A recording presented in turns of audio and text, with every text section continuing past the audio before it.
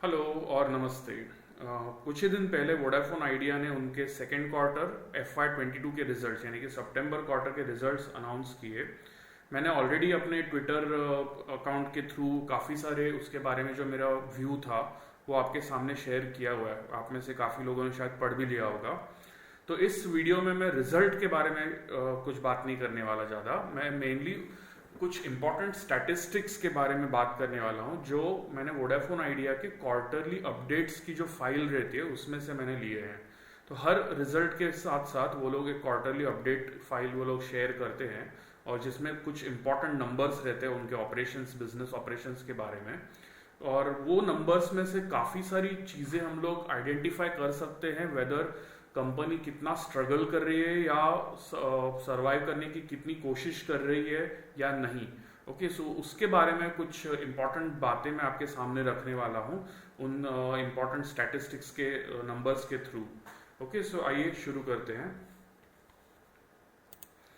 तो मैंने इस फाइल में, एक स्प्रेडशीट फाइल में मैंने वो इंपॉर्टेंट नंबर्स लिए। तीन मेन टॉपिक्स उसमें से मैंने लिए हुए हैं जो मेनली नेटवर्क स्टैटिस्टिक्स के बारे में है, फिर कस्टमर बेस के बारे में है और यूसेज के बारे में है। सबसे इंटरेस्टिंग बातें इस बार यानी कि सेकेंड क्वार्टर रिजल्ट के बाद जो मुझे देखने को मिली है वो है नेटवर्क स्टैटिस्टिक्स में। तो मैं सबसे इंटरेस्टिंग बात लास्ट के लिए रखने वाला हूं। हम शुरू करते हैं कस्टमर बेस स्टैटिस्टिक्स से। तो इसमें अगर आप देखें, मैंने ऊपर कौन से क्वार्टर्स के नंबर्स है वो भी लिखे हुए हैं। सो जून 2019 से लेके अभी सितंबर 21 तक के नंबर्स हमारे सामने है। यानी कि उनका जो मर्जर होने के बाद कुछ ही क्वार्टर्स बाद से लेके अभी तक के जो नंबर्स है वो सब यहाँ पे आपको दिख रहे हैं। तो आप देख सकते हैं कि VLR नंबर्स यानी कि जो एक्टिव यूजर बेस नंबर है वो कंसिस्टेंटली ड्रॉप हो रहा है, वो हमें पता है ऑलरेडी, उसमें कोई नई बात नहीं है। लेकिन अगर कुछ इंपॉर्टेंट उसमें से अगर हम आइडेंटिफाई कर सकते हैं तो यहाँ पे देखिए। ओके, आप अगर मार्च 2020 का जो क्वार्टर था एंडिंग, तो वहां पे 293.7 मिलियन सब्सक्राइबर्स पे था वोडाफोन आइडिया का नंबर। और जब लॉकडाउन अनाउंस हुआ तो मार्च एंडिंग के दौरान आसपास ही वो लॉकडाउन अनाउंस हुआ था और जो ऑलमोस्ट आधे से ज़्यादा जून क्वार्टर कवर कर चुका था। तो उस दौरान वोडाफोन आइडिया ने ऑलमोस्ट 20 या 21 million subscribers, active subscribers lose कर दिए। काफी बड़ा झटका लगा। वोडाफोन आइडिया ऑलरेडी थोड़ी सी वीक सिचुएशन में ऑलरेडी था, ऊपर से वो सुप्रीम कोर्ट के ऑर्डर की वजह से और भी ज्यादा सेंटिमेंटली नेगेटिव कंडीशन में था। और अब ऑपरेशनली भी उनको एक काफी बड़ा झटका लगा लॉकडाउन की वजह से। उसके बाद थोड़ा सा वो सवर गया, मतलब नंबर्स फिर भी गिर रहे हैं लेकिन गिरने की जो स्पीड है वो कम हो गई थी। और फिर इस साल हमने फिर से एक सेकेंड वेव कोविड का देखा और उस लॉकडाउन के दौरान वोडाफोन आइडिया को फिर से एक not very big first wave जितना नहीं, लेकिन फिर भी यहाँ पे अगर आप देखें मार्च 21 से लेके जून 21 तक के नंबर्स, तो यहाँ पे भी आप देख सकते हैं कि ऑलमोस्ट 14 मिलियन एक्टिव यूजर्स उन्होंने लूज कर दिए। ओके, सो ये दो बड़े झटके इस पिछले 6 क्वार्टर्स में उनको देखने को मिले हैं, फेस करने को पड़े हैं। सो ऑलरेडी जो वीक सिचुएशन थी उनकी, वो और ज़्यादा वीक हो चुकी थी यूज़र बेस के हिसाब से। और सितंबर क्वार्टर में जब उनकी सिचुएशन ऑलरेडी, मतलब काफ़ी मीडिया में उनके बारे में नेगेटिव सेंटीमेंट चालू था, तो टेलीकॉम रिलीफ पैकेज जो अनाउंस हुआ है वो फाइनली सितंबर के महीने में अनाउंस हुआ है। ओके, सो सितंबर अराउंड 15 तारीख के आसपास हमने टेलीकॉम रिलीफ पैकेज का अनाउंसमेंट सुना है। सो उसके बाद हो सकता है, लेट्स होप, कि नंबर्स अभी गिरने बंद हो जाए और वोडाफोन आइडिया में कुछ जान आ जाए। ओके, सो बेसिकली जो कंडीशन उनकी कंसिस्टेंटली खराब हो रही थी, तो होपफुली उसमें कुछ हद तक हम लोग टर्न अराउंड यहाँ से आगे, ओके, सितंबर 21 से आगे हम लोग होपफुली देखेंगे। तो यहाँ पे आप देख सकते हैं लेटेस्ट फिगर हमारे पास एक्टिव यूजर बेस का जो है वो ऑलमोस्ट 236 मिलियन है। उसमें से अगर पोस्टपेड सब्सक्राइबर्स देखें तो बहुत ज़्यादा चेंज नहीं हुआ है। स्टार्टिंग में भी 7.2% उनका यूजर बेस जो है वो पोस्टपेड में था और अभी वो 7.9 पे है। ऐसा नहीं कि पोस्टपेड यूजर बेस उनका बढ़ गया है, बेसिकली उनका प्रीपेड यूजर बेस काफ़ी ज़्यादा फास्टर स्पीड से गिरा है। पोस्टपेड यूजर बेस भी मेरे हिसाब से ड्रॉप हुआ है, लेकिन प्रीपेड के मुकाबले थोड़े स्लोअर स्पीड से ड्रॉप हुआ है। सो काफ़ी सारे पोस्टपेड यूजर अभी भी वोडाफोन आइडिया के साथ बने हुए हैं। सो ये एक छोटा सा एक पॉजिटिव इन्वेस्टर्स के लिए डेफिनेटली है। डेटा सब्सक्राइबर्स की अगर बात करें तो डेटा सब्सक्राइबर्स का नंबर भी उस वक्त जून 2019 में काफ़ी ज़्यादा था, 143 मिलियन। बीच में वो ड्रॉप होके अराउंड 135-136 मिलियन के आसपास काफ़ी उसने टाइम स्पेंड किया है, और मार्च में थोड़ा इंप्रूवमेंट दिखाने की शुरुआत ही कर ही रहा था, उतने में सेकेंड वेव का हिट आया और फिर से वो नंबर ड्रॉप होके 136 मिलियन पे चला गया। और अब सितंबर क्वार्टर में छोटा सा जंप हम लोग देख रहे हैं। लेकिन सबसे बड़ी बात इसमें से अगर यूजर बेस, कस्टमर बेस के बारे में अगर आप देखें तो 4G सब्सक्राइबर्स का नंबर देख लीजिए। 4G सब्सक्राइबर्स के नंबर में जून 2019 में 85 मिलियन पे जो था वो काफ़ी फास्ट स्पीड से यहाँ पे बढ़ रहा था दिसंबर 19 तक। ओके, सो दिसंबर 19 के क्वार्टर तक काफ़ी स्पीड से बढ़ा और उसके बाद सडनली उसमें ब्रेक लग गया। सो उस वक्त मेरे ख्याल से वो सुप्रीम कोर्ट के ऑर्डर का झटका उनको सडनली सामने आया था और फिर 4G यूजर बेस का जो बढ़ने का जो स्पीड है वो काफ़ी हद तक ड्रॉप हो गया। हम देख सकते हैं यहाँ पे 104 मिलियन से आगे वो गाड़ी अगले 3-4 क्वार्टर्स तक ज़्यादा बढ़ी ही नहीं। फिर दिसंबर 2020 में एक छोटा सा जंप और दिसंबर और मार्च ये 2 क्वार्टर्स में हमने एक डिसेंट जंप देखा। फिर से इस सेकेंड वेव में थोड़ा सा झटका पड़ा और अब फाइनली सितंबर क्वार्टर में 3.3 मिलियन का एडिशन, 4G यूजर्स का एडिशन हमने देखने को मिला है। सो ये एक छोटा सा पॉजिटिव डेफिनेटली है सब्सक्राइबर्स के हिसाब से। 4G यूजर बेस के ग्रोथ बहुत ही इंपॉर्टेंट है। अगर हम वो 3.3 यानी कि 3 to 4 या 3 to 5 मिलियन सब्सक्राइबर्स अगर हर क्वार्टर कंसिस्टेंटली यहाँ से आगे अगर ऐड कर सके तो ये वोडाफोन आइडिया के रेवेन्यू ग्रोथ के लिए डेफिनेटली पॉजिटिव रहेगा। अभी तक का जो 4G यूजर ग्रोथ है वो मेनली उनका 3G बेस शिफ्ट हो रहा है या अपग्रेड कर रहा है 4G हैंडसेट्स में। सो ऐसा नहीं है कि बाहर से उनको बहुत ज़्यादा सब्सक्राइबर्स मिल रहे हैं। सो इट्स मेनली उनका इंटरनल 2G या 3G का जो यूजर बेस है वो अपग्रेड कर रहा था, लेकिन अब उनका 3G user base almost wipe out हो चुका है।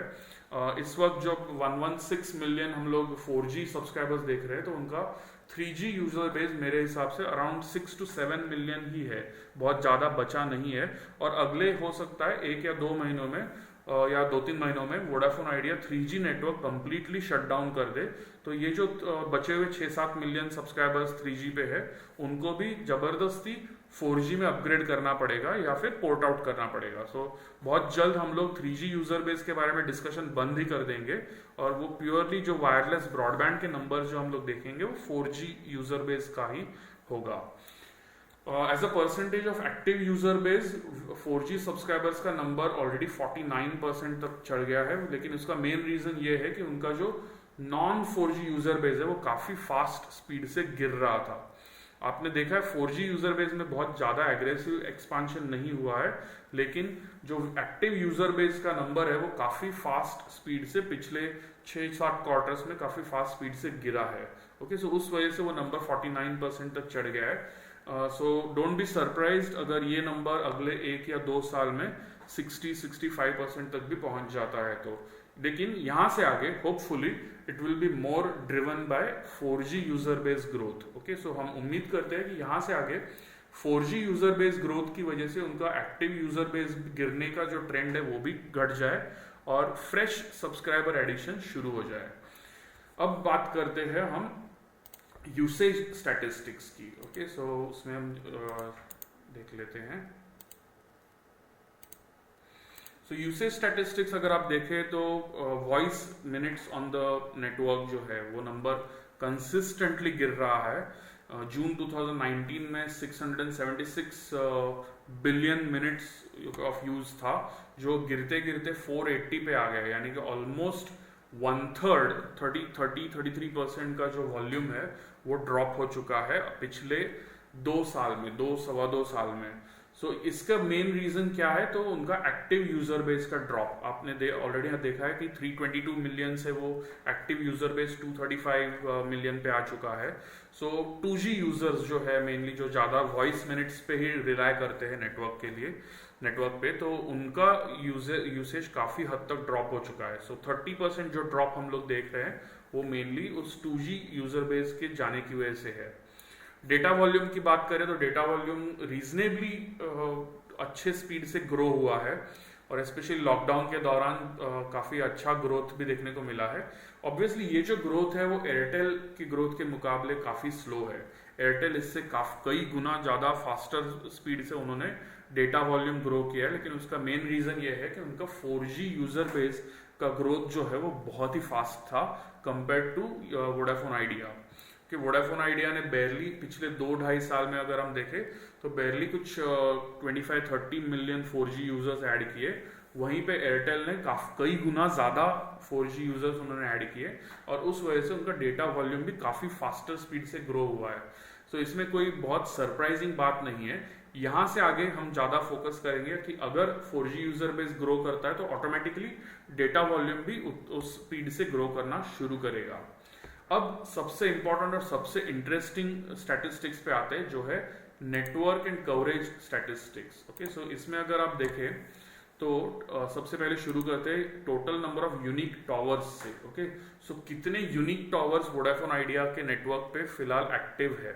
तो जून 2019 में, यानी कि मर्जर के कुछ ही क्वार्टर्स बाद की बात है वो, तो उस वक्त उनके पास 1,89,000 टॉवर्स एक्टिव थे, यूनिक टॉवर्स एक्टिव थे। यूनिक टॉवर्स की मतलब इसका मतलब क्या है कि एक टॉवर पे कई बार मल्टीपल सेटअप्स रहते हैं। 2G का हो सकता है, 3G का हो सकता है, 4G का हो सकता है, और 4G में भी TDD, FDD ऐसे अलग अलग टेक्नोलॉजीज वो लोग यूज करते हैं। तो अलग अलग साइट्स बेसिकली उस एक ही टॉवर पे कभी कभी सेटअप रहते हैं। तो यूनिक टॉवर मतलब इंडिविजुअल टॉवर्स कितने नेटवर्क पे एक्टिव है। तो उस वक्त जून 2019 में जो नंबर 1,89,000 पे था, वो अगर आप देखें तो कंसिस्टेंटली गिर रहा था अगले 3-4 क्वार्टर्स में। वो उसका मेन रीजन ये था कि जो मर्जर या नेटवर्क इंटीग्रेशन का जो काम चल रहा था, तो उसमें जो एक ही एरिया में, एक ही नजदीकी एरिया में अगर वोडाफोन और आइडिया इन दोनों के अगर टॉवर्स थे, तो वो लोग उसमें से एक टॉवर स्विच ऑफ कर रहे थे और उस इक्विपमेंट को कहीं और शिफ्ट कर रहे थे, और जो एक टॉवर वो लोग एक्टिव रख रहे थे उसमें कैपेसिटी एनहांस कर रहे थे, दोनों का बेसिकली जो स्पेक्ट्रम है वो कंबाइन करके। तो ये जो नेटवर्क इंटीग्रेशन का काम चल रहा था, उस वजह से एक्सपेक्टेड था कि उनका जो नंबर ऑफ यूनिक टॉवर्स है वो इनिशियली काफ़ी फास्ट ड्रॉप हो जाएगा, और वैसे ही एक्सपेक्टेड लाइंस पे वो होते रहा। सो जून 2019 से अगर आप देखें तो अगले 4-5 क्वार्टर्स में वो काफ़ी फास्ट ड्रॉप हुआ, और बाय द टाइम जून 20 आ गया, यानी कि एक साल बाद, वो नंबर 1,81,000 तक आ चुका था। उसके बाद सितंबर में थोड़ा और ड्रॉप हुआ, लेकिन वहां से आगे वो ज़्यादा ड्रॉप नहीं हुआ है। ओके, सो अब ये नंबर ऑफ यूनिक टॉवर्स का ड्रॉप होने का सिलसिला बंद, और यहां से आगे दिसंबर 20 से अगर आप देखें तो वो धीरे धीरे बढ़ना शुरू हो गया है, लेकिन स्पीड जो है अगर आप देखें तो बहुत ही स्लो थी। मुश्किल से 150-200 नए टॉवर्स पे वो लोग इक्विपमेंट सेटअप कर रहे थे इन 2-3 क्वार्टर्स के दौरान, यानी कि दिसंबर 20, मार्च 21 और जून 21। लेकिन अगर आप सितंबर क्वार्टर, अब जो लेटेस्ट क्वार्टर अगर आप देखें तो उस क्वार्टर में उन्होंने ऑलमोस्ट 3,200 नए टॉवर्स पे इक्विपमेंट चढ़ा दिया है। सो ये बहुत ही बड़ा पॉजिटिव है मेरे हिसाब से सारे वोडाफोन आइडिया के शेयर होल्डर्स के लिए, इन्वेस्टर्स के लिए, जो स्पेशली इस कंपनी के साथ लॉन्ग टर्म पोटेंशियल की बात, मतलब लॉन्ग टर्म पोटेंशियल एनालाइज करने की कोशिश कर रहे हैं कि इसका आगे क्या हो सकता है। तो उनके लिए ये एक बहुत ही इंपॉर्टेंट डेवलपमेंट है कि इस लेटेस्ट क्वार्टर में वोडाफोन आइडिया ने 3,200 एडिशनल टॉवर्स हायर किए हैं, और उस पर उनका नेटवर्क इक्विपमेंट चढ़ा दिया है, और नए टॉवर्स ऐड किए उनके नेटवर्क, और यहाँ से आगे होपफुली वो लोग उनके नेटवर्क एक्सपांशन पे काम कर रहे हैं। ओके, सो जो 3,200 नए टॉवर्स वो लोग यूज कर रहे हैं, तो इसका मतलब वो लोग नेटवर्क की कवरेज जो है वो बेसिकली एक्सपांड ज़्यादा फास्टर स्पीड से करना चाहते हैं, और कैपेसिटी भी ऑटोमेटिकली उसके साथ साथ बढ़ेगी। सो बहुत ही इंपॉर्टेंट पॉइंट है मेरे हिसाब से, स्पेशली सभी लॉन्ग टर्म शेयर होल्डर्स के लिए नोट करने के लिए। अब बात करते हैं यूनिक ब्रॉडबैंड टॉवर्स। सो ये जो टोटल नंबर ऑफ टॉवर्स है उसमें से ऑलमोस्ट सारे टॉवर्स जो है पहले ओरिजिनली 2G पे थे, और जैसे जैसे उन पे 3G या 4G इक्विपमेंट चढ़ रहा था तो ब्रॉडबैंड टॉवर्स में कन्वर्ट हो रहे हैं वो अभी। तो इन टोटल 1,83,000 में से 1,67,000 टॉवर्स पे अभी फिलहाल ब्रॉडबैंड इक्विपमेंट है। ओके, सो इनमें से अभी भी कुछ अराउंड 16,000 टॉवर्स ऐसे बाकी है, most probably remote rural areas में, जहां पे अभी तक वोडाफोन आइडिया ने उनका ब्रॉडबैंड इक्विपमेंट यानी कि 4G इक्विपमेंट अभी तक लगाया नहीं है। सो आने वाले कुछ जो क्वार्टर्स है उसमें से भी हम लोग देखेंगे कि ये नंबर धीरे धीरे बढ़ेगा, क्योंकि बहुत ही रिमोट एरियाज जो है, रूरल एरियाज जो है, हो सकता है वहां पे बहुत ज़्यादा 4G नेटवर्क की ज़रूरत ना हो फिलहाल। सो जैसे जैसे उनको लगेगा कि वहाँ पे भी यूजर्स बढ़ रहे हैं या फिर यूजर्स आ रहे हैं रोमिंग करते करते ही सही, तो वहाँ पे वो लोग वैसे वैसे नेटवर्क इंक्रीज करेंगे, एनहांस करेंगे। फिलहाल वो लोग मोस्ट प्रोबेबली ऐसे एरियाज में फोकस कर रहे हैं जहाँ पे 4G हैंडसेट्स एक्टिव है। ओके, सो 4G हैंडसेट्स एक्टिव है या नहीं वो उनको नेटवर्क के डेटा में से पता चलते रहता है। सो जैसे जैसे नंबर्स उन लोग देखेंगे कि किसी नए एरिया में 4G हैंडसेट्स एक्टिव हो चुके हैं, तो वैसे वैसे वो लोग कवरेज एक्सपांड करने के लिए प्लान करेंगे उस हिसाब से। और इसमें वो लोग ब्रॉडबैंड साइट्स जो है 3G+4G हमने लिखा है फिलहाल, लेकिन ऑलमोस्ट 3G अभी बंद होने की कगार पे है। बहुत ही जल्द मेरे ख्याल से अगले 2-3 महीनों में हम लोग सुनेंगे कि 3G कंप्लीटली शट डाउन हो चुका है करके, और अभी पूरा का पूरा 4G पे। और 4G पे अगर आप देखें तो नंबर ऑफ ब्रॉडबैंड साइट्स जो है वो 4.5 लाख साइट्स है। टॉवर्स 1,67,000 है, लेकिन ब्रॉडबैंड साइट्स जो है वो ऑलमोस्ट 3 गुना है। सो इसका मेन रीजन यही है कि मल्टीपल टेक्नोलॉजी के इक्विपमेंट एक एक टॉवर पे लगे हुए हैं। ओके, सो उनके पास अलग अलग स्पेक्ट्रम बैंड्स है जो 4G पे काम कर सकते हैं। 900 मेगाहर्ट्ज है, 1800 मेगाहर्ट्ज है, साथ ही साथ 2100 मेगाहर्ट्ज और 2500 मेगाहर्ट्ज भी है।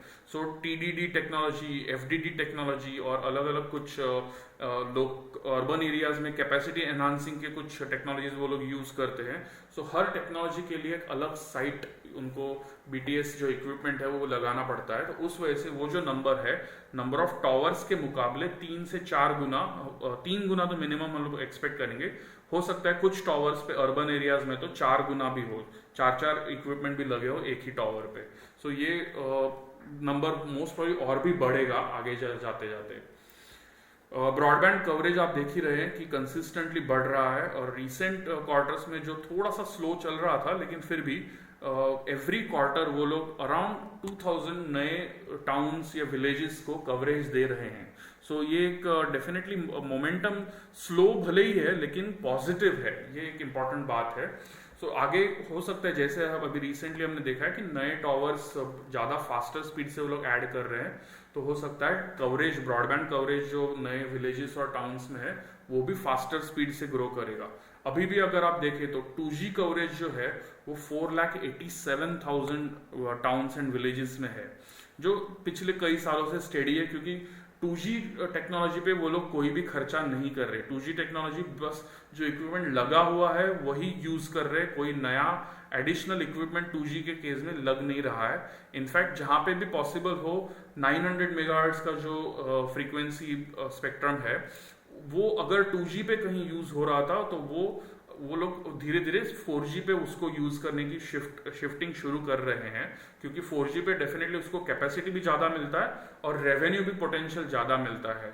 सो 900 मेगाहर्ट्ज का जो 2G यूज अगर स्पेक्ट्रम होगा तो वो धीरे धीरे 4G पे आएगा। लेकिन टॉवर्स की अगर नंबर ऑफ विलेजेस की जो कवरेज की बात है तो अभी भी ऑलमोस्ट 1.5 लाख विलेजेस ऐसे हैं जिनके पास 2G कवरेज है, लेकिन 3G या 4G कवरेज अभी तक नहीं है वोडाफोन आइडिया के नेटवर्क पे। होपफुली ये नंबर बहुत ज़्यादा फास्ट कम नहीं होने वाला, क्योंकि बहुत से रिमोट एरियाज में 4G की शायद अभी इमीडिएट ज़रूरत ना हो।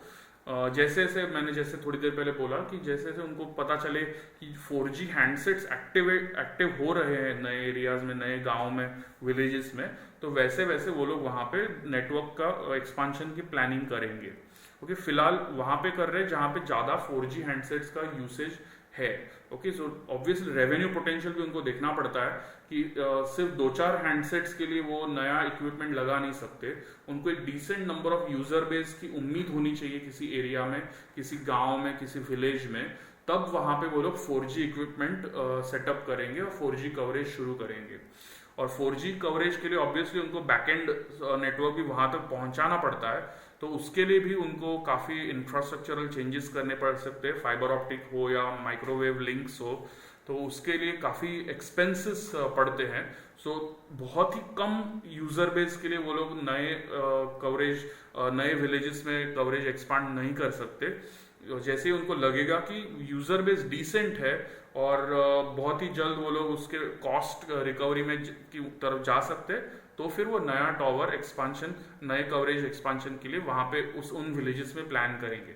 फिलहाल एग्जिस्टिंग विलेजेस और इसके आसपास के एरियाज को वो लोग कवर करते रहेंगे। सो किसी ऑलरेडी किसी डिस्ट्रिक्ट में अगर मेजर टाउन्स ऑलरेडी उन्होंने कवर करे, तो इन टाउन्स को कनेक्टिंग जो रोड्स है, हाईवेज है, उस हाईवे के अलाउंग जो विलेजेस वगैरह आते हैं, तो वहाँ पे वो लोग ब्रॉडबैंड कवरेज एक्सपांड करते जाएंगे। सो पहला प्रायोरिटी वैसे रहेगा कि जहाँ पे लोगों का घूमना होता है, जो अर्बन एरियाज में या फिर सेमी अर्बन एरियाज में जो रहते हैं, वो आसपास के एरियाज में जहाँ जहाँ घूमने जाते हैं, तो वहाँ वहाँ वो लोग कोशिश करेंगे कि 4G कवरेज एक्सपांड करते रहें, कैपेसिटी वहाँ पे बढ़ाते रहें। तो धीरे धीरे ये नंबर हम लोग बढ़ते हुए देखेंगे, जो 3,34,000 विलेजेस पे है, वो धीरे धीरे होपफुली 4 लाख तक अगले एक आध साल 2 साल में पहुंच जाएगा। सो ये बेसिकली इस वीडियो के थ्रू मुझे यही बातें शेयर करनी थी कि काफ़ी लोगों के मन में डाउट्स थे कि वोडाफोन आइडिया क्या एज अ कंपनी सर्वाइव करेगा टेलीकॉम रिलीफ पैकेज के बाद। मैं तो काफ़ी पॉजिटिव हूँ कि वोडाफोन आइडिया काफ़ी हद तक सर्वाइव करेगा। मैंने मेरे पिछले वीडियो में ऑलरेडी वो सारी बातें मैंने शेयर की हैं। फिर भी कुछ लोग मेरे वीडियो पे या फिर मेरे ट्विटर पोस्ट पे कमेंट कर रहे थे कि उनको अभी भी डाउट्स है कि प्रमोटर्स यानी कि आदित्य बिरला ग्रुप और वोडाफोन पीएलसी जो है, वो अभी भी बहुत ज़्यादा कीन नहीं है वोडाफोन आइडिया को सपोर्ट करने के लिए। तो उनके उस बारे में मेरा एक ही ओपिनियन है। ऑब्वियसली उनका डिसीजन मैं सिर्फ अपना पॉइंट ऑफ व्यू बता सकता हूँ कि वोडाफोन हो या फिर आदित्य बिरला ग्रुप हो, वो दोनों भी इस कंपनी के प्रमोटर्स डेफिनेटली है, लेकिन एज एन इन्वेस्टर अगर आप सोचे तो वो क्या चाहेंगे कि उनका जो पैसा वो लोग लगाएंगे तो उस पर उनको कुछ ना कुछ रिटर्न्स की उम्मीद हो। तो टेलीकॉम रिलीफ पैकेज आने से पहले सिचुएशन ऐसी थी कि जो भी पैसा वो लोग लगाते तो वो पैसा ऑलमोस्ट सभी पूरा का पूरा गवर्नमेंट की तरफ चला जाता, क्योंकि गवर्नमेंट को जो ड्यूज थे वो काफी बड़े थे। सो जो भी एडिशनल कैपिटल वो लोग वोडाफोन आइडिया में डालते तो वो कैपिटल बिजनेस एक्सपांशन के लिए यूज नहीं होता, वो सीधा गवर्नमेंट के पास चला जाता। अब सिचुएशन चेंज हो गई है। अब जो सिचुएशन है टेलीकॉम रिलीफ पैकेज के बाद कि जो भी कैपिटल वो लोग अभी लगाएंगे तो वो कैपिटल बिजनेस एक्सपांशन, बिजनेस की कंडीशन इंप्रूव करने के लिए यूज हो सकता है।